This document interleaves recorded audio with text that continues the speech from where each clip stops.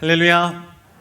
아멘. 오늘도 이렇게 복된 주일 주님 앞에 나와 예배하는 여러분 모두를 주님의 이름으로 사랑하고 또 축복합니다. 오늘 하루도 정말 주님이 주시는 성령님의 위로하심의 은혜가 이 말씀 통해 여러분 모두에게 충만히 임하실 것입니다. 세상에 보면요, 대단한 의지력으로 우리를 놀라게 하는 사람들이 참 많습니다. 이 선수도 그런 사람 중에 하나인데요. 이제 오늘로 패럴림픽까지 맞춰서 도쿄올림픽이 이제 끝이 나게 되는데, 이 선수는 러시아 레슬링 국가대표 선수입니다. 그냥 사진으로만 봐도 엄청나게 씩씩해 보이죠. 이 선수가 동메달을 땄습니다. 근데 동메달을 땄음에도 금메달 딴 선수보다 주목을 더 많이 받았어요. 이유가 있습니다. 2004년도에 러시아에는 베슬란 학교 인질극 사건이라는 역대 최악의 인질극 사건으로 기록이 남아있는 일이 있었습니다. 이 사건이 왜 역대 최악으로 기록에 남았냐면요, 이 사건에 사상자가 너무 많았습니다. 어린이 155명을 포함해서 330여 명이 죽는 정말 엄청난 사건이었죠. 그 사건이 일어나던 당시에 이 러시아의 나이포노프 선수는 8살로 그 자리에 인질로 함께 잡혀 있었습니다. 그 자리에는 10살 된 자기 누나도 함께 있었고요. 이 두 남매가 인질로 잡힌 것만 해도 참 엄청난 비극인데, 근데 거기서 비극은 끝이 나질 않았는데요. 안타깝게도 이제 자기 자녀가 인질로 잡혀 있다는 소식을 전해들은 이제 어머니가 사건 현장으로 빨리 달려갔는데, 러시아 당국이 이 사건을 진압하는 과정 중에 어머니도 사망을 하게 됐습니다. 8살이면 우리 나이로 초등학교 1학년 정도 되는 나이거든요. 근데 그 나이에 그런 엄청난 일을 겪은 거죠. 살아가는 날 동안 이 나이포노프 선수가 겪었어야 할 그 어린 시절의 트라우마가 얼마나 대단했을지 우리는 쉽게 사실 짐작조차 하기 어렵습니다. 이 트라우마라는 게 얼마나 무서운지 저희 담임 목사님도 오리고기에 대한 트라우마가 조금 있으시거든요. 2013년도에 목사님이 뇌출혈로 수술을 받으시던 그 바로 전날 저녁에 드셨던, 주일 저녁에 드셨던 음식이 오리고기라고 그러셨는데, 사실 이 오리고기가 목사님이 뇌출혈을 하게 된 직접적인 어떤 영향은 아니었음에도 불구하고 오리고기 냄새를 맡으면 그때가 떠오르시는 거예요. 그러면서 몸에 이렇게 반응이 오신다고, 아직도 그러시다고 말씀을 하시는데, 이렇게 트라우마라는 게 사람을 오랫동안 따라다니면서 괴롭힌다라는 걸 우리들이 생각해 봤을 때 그 어려운 그 힘든 시절을 이겨내고 대단한 의지를 가지고, 정말 엄청난 의지를 가지고 러시아의 국가대표가 되고, 그리고 또 올림픽에 나가서 메달을 따기까지 했으니 사람들이 이 선수를 보면서 정말 저 선수는 불굴의 의지를 가진 선수다, 정말 박수받아 마땅하다라면서 많은 사람들이 이제 동메달이지만 금메달 받은 선수보다 더 많이 박수를 보내준 거죠. 존 메가더 목사님이 쓰신 책 자족 연습이라는 책의 추천글을 보면 이런 글귀가 있습니다. 잘못된 상황 때문에 망하는 사람은 얼마 없으나 잘못된 대응으로 망하는 사람은 많다. 이 베슬란 인질극 사건은요, 나이포노프 선수에게 그의 입장에서 생각해 보면 정말 일어나지 말았어야 할 안타까운 일입니다. 끔찍한 사건이죠. 그런데 이미 그 일이 일어났다면, 그렇다면 이제 중요한 것은 이미 일어난 그 잘못된 상황을 탓하고 있을 게 아니라 그 상황에 어떻게 대응하면서 살아갈 것인가, 이게 이제 중요한 거죠. 우리들의 인생은요, 이 나이포노프 선수와 같이 이렇게 극단적인 사건은 아니라 하더라도 우리 모두는 다 원하지 않는 상황을 마주하면서 살아가게 됩니다. 좀 내 인생에는 이런 일이 일어나지 않았으면 좋겠다, 이런 일 없었으면 좋겠다 하는 일들이 꼭 우리 인생에 일어나더라는 거죠. 그럼 이제 우리들은 고민을 해야겠죠. 과연 그런 상황이 우리를 찾아왔을 때 어떻게 대응할 것인가, 어떻게 반응할 것인가를요. 오늘 우리들이 읽은 성경 말씀 빌립보서는 사도 바울이 로마의 감옥에 갇힌 상태로 빌립보 교인들에게 쓴 편지입니다. 바울이 예수님을 인격적으로 만난 후에 복음을 전하다가 정말 여러 번 투옥이 된 적이 있습니다. 감옥에 한두 번 간 게 아니거든요. 그걸 우리들이 어디서 확인을 할 수 있냐면 고린도 후서 11장 23절 말씀에서 바울이 이렇게 얘기를 했습니다. 내가 수고를 넘치도록 하고 옥에 갇히기도 더 많이 하고 매도 수없이 맞고 여러 번 죽을 뻔하였으니, 바울이 지금 복음을 위해서 내가 이렇게 수고했다라고 하는 걸 말하고 있는 거거든요. 저기 적혀져 있듯이 옥에 갇히기도 많이 했다는 거예요. 정확한 숫자는 나와 있지 않지만 어쨌건 많이 했다는 겁니다. 근데 우리들은 바울이 이렇게 옥고를 많이 치렀다는 이야기를 들어도 사실 크게 그 이야기에 공감을 잘 못합니다.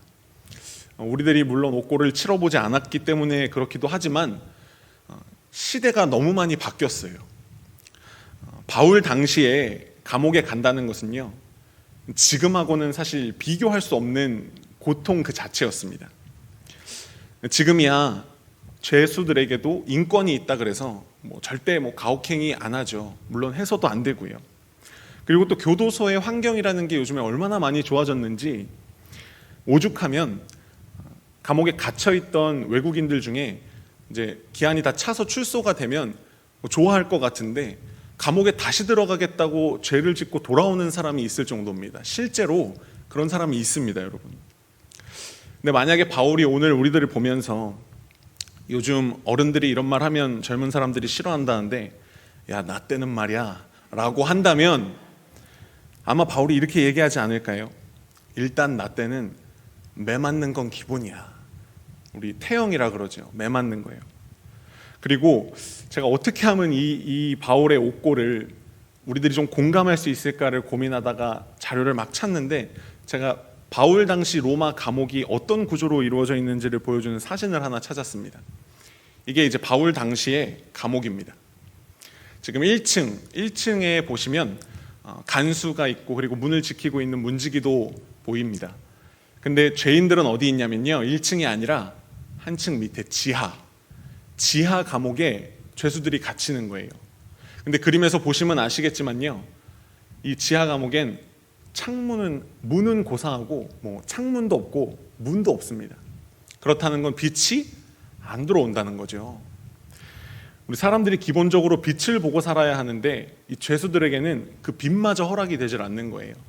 빛이라고 하는 건 아주 잠깐 대낮에 1층과 2층 사이에 있는 저 반원으로 표시되어 있는 저쪽을 향해서 잠깐 들어가는 건데, 그런 의미에서 보면 오늘 주보에 제가 감옥에 갇혀 있는 바울을 실어드렸는데 거기 그 반원을 통해서 빛이 들어오는 거를 잘 현실 고증을 했다고 말할 수 있을 것 같아요. 감옥에서의 실상을 여러분 한번 상상해 보십시오. 매를 잔뜩 맞아서 온몸이 막 쑤십니다. 너무너무 몸이 아파요.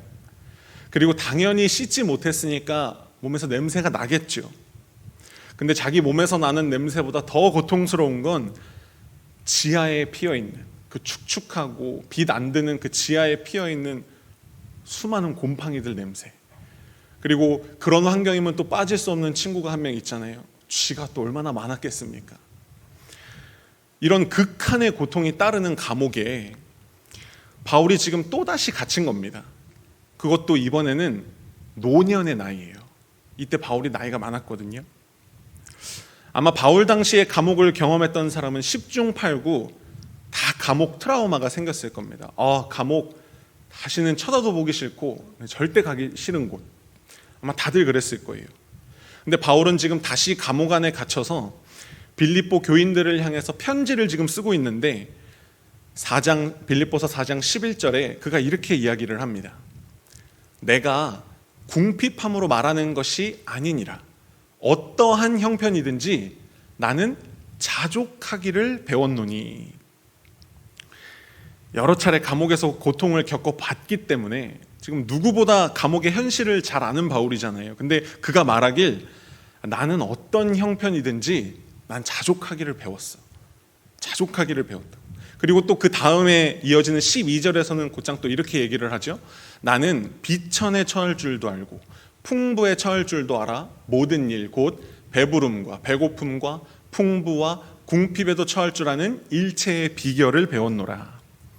이 말은 무슨 의미냐면요, 내가 지금 어떤 상황에 있다 할지라도 지금 이렇게 감옥에 갇혀 있는 이 비천한 자리에 내가 내려와 있든지, 아니면 내가 상황이 조금 좋아서 좋은 자리에서 내가 풍부하든지 배가 고프든지 부르든지, 나는 그런 상황하고 상관없이 일체에 자족하는 비결, 그것을 자기는 배웠다고 지금 얘기를 하는 거예요.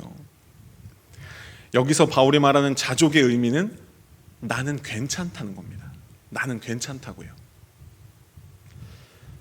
그런데 바울이 이야기하는 나는 괜찮다는 이 말이 혹시 쉽게 동의가 되십니까? 이해가 가십니까? 저는 이 본문 말씀을 묵상하면서 설교를 준비하는데 아무리 생각해도 이 말에 동의가 잘 안 되는 거예요. 아니, 어떻게 나는 괜찮다라는 말이 지금 이 상황 가운데서 나올 수가 있냐고요. 바울이 몸이 좀 건강하고 젊어서 이 정도 옷고야 내가 끄떡없다 이래서 괜찮다는 게 지금 아니잖아요. 나이가 많으니까. 몸이 안 그래도 약한 사람이었는데, 아니면 감옥을 자기가 몇 번 경험해봤다고 그래 나 몇 번 경험해봤으니까 이번에도 괜찮아.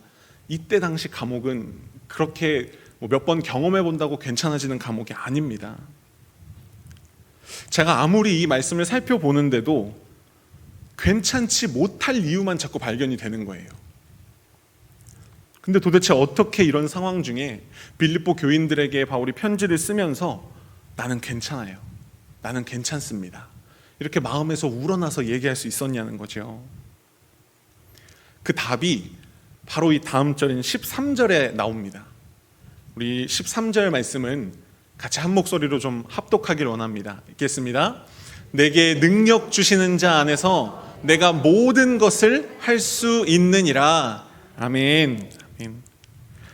바울이요, 나는 괜찮다 이렇게 얘기할 수 있는 이유가 러시아의 나이포노프 선수, 우리들이 사진으로 봤던 그 건장한 선수처럼 무슨 몸이 건강하거나 인내심이 대단하거나 불굴의 의지를 그가 갖고 있기 때문에 나는 괜찮다 이렇게 얘기하는 게 아니라, 바울은 언제나 내게 능력 주시는 자 예수 그리스도가 계심을 그가 늘 기억하면서 살았다는 거예요.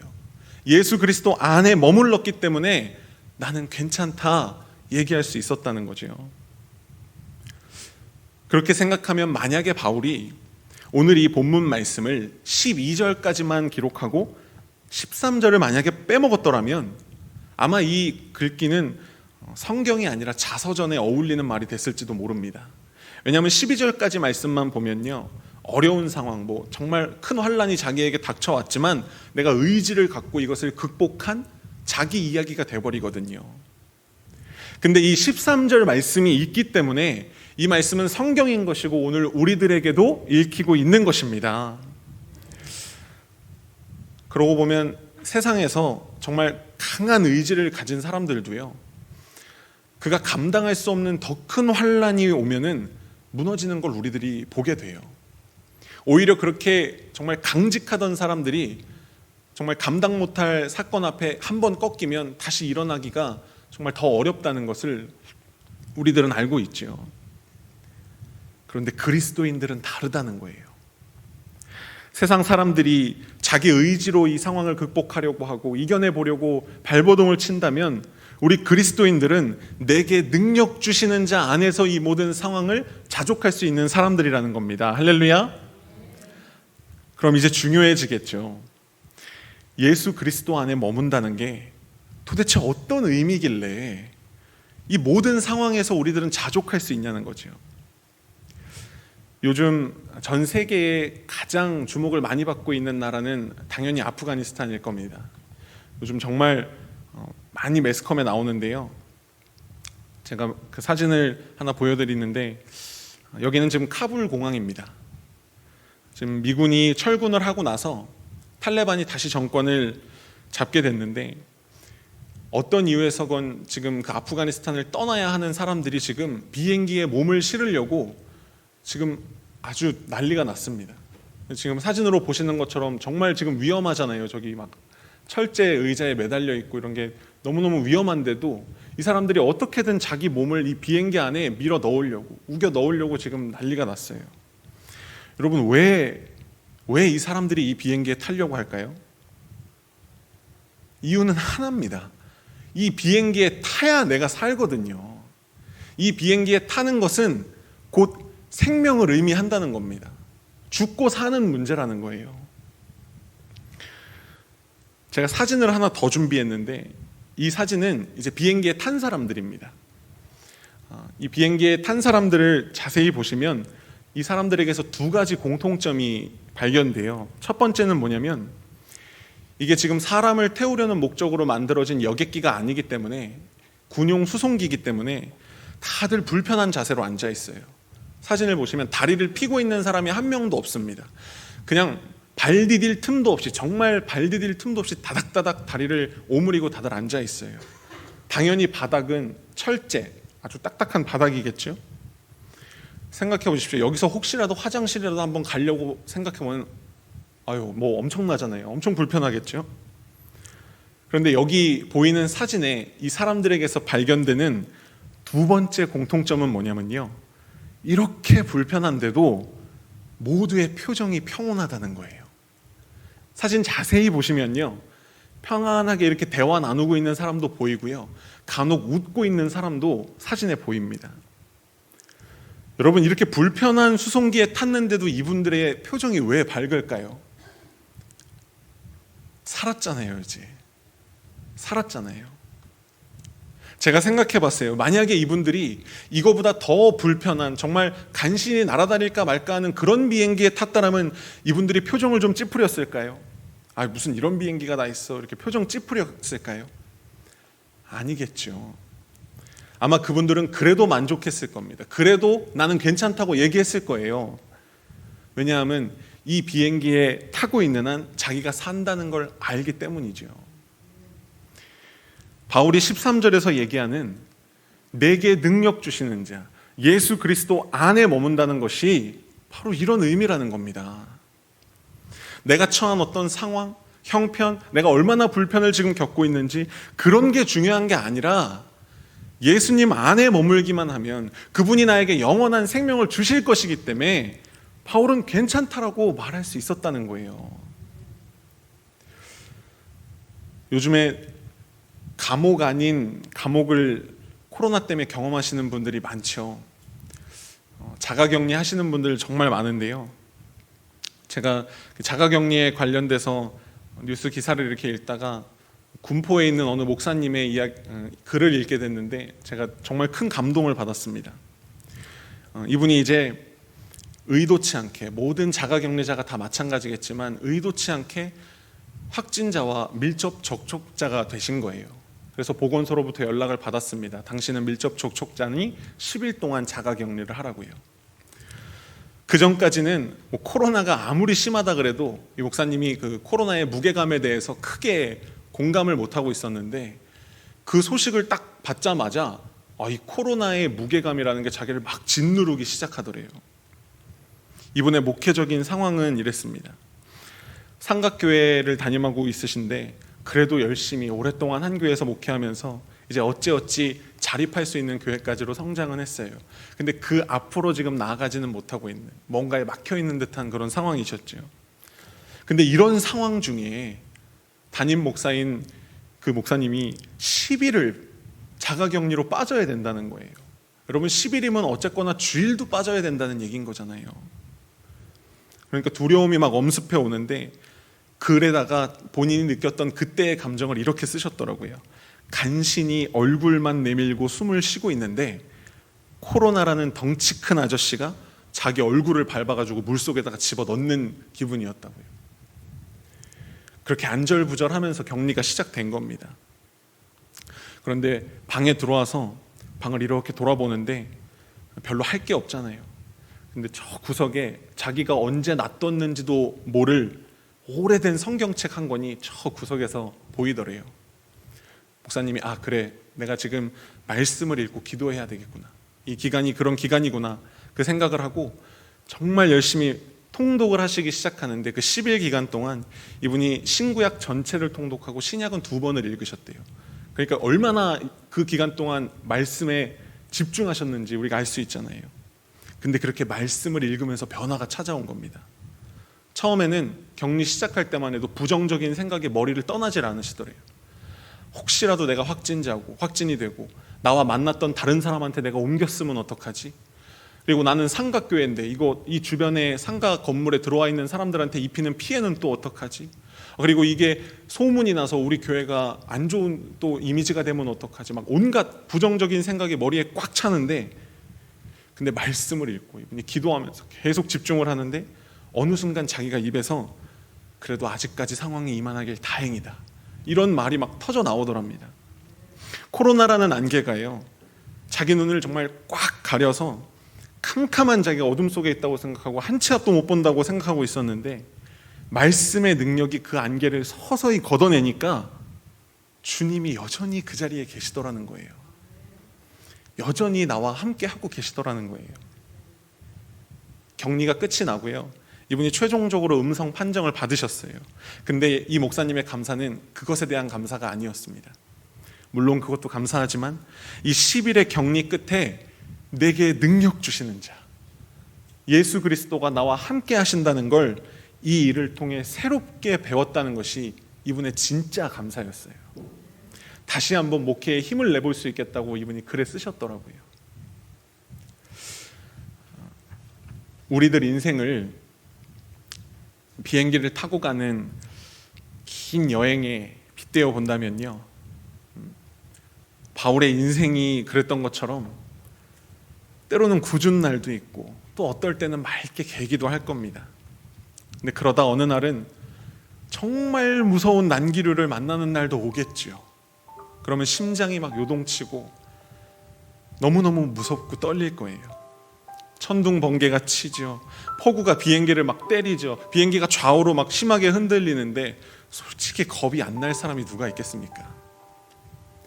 근데 그렇게 겁이 날 때면요, 재빨리 지금 내가 타고 있는 이 비행기의 운전대를 잡고 계신 분이 누구신가를 우린 떠올려야 합니다. 누가 우리의 비행기의 운전대를 잡고 계십니까? 예수 그리스도십니다. 할렐루야. 우리 주님은요, 그분 안에 거하는 모든 자를 넉넉하게 생명길로 인도하시고 구원하시는 능력의 하나님이십니다. 내 인생의 운전대를 잡고 계신 분이 우리 주님이시라는 것을 떠올리기만 하면, 제 아무리 막 난기류가 나를 띄고 더 험한 난기류가 우리에게 찾아온다 하더라도요, 우리는 바울과 같이 말할 수 있는 겁니다. 주님이 함께 하시기에 나는 괜찮다고요. 바울의 이 고백이 오늘 예배하는 우리들 모두의 고백이 되길 주의 이름으로 축복합니다. 우리 함께 찬양할 텐데요, 주 안에 있는 나에게 딴 근심이 없다는 이 믿음의 고백이 오늘 우리들 입술에서 터져 나오기를 주의 이름으로 축복합니다. 함께 찬양하겠습니다.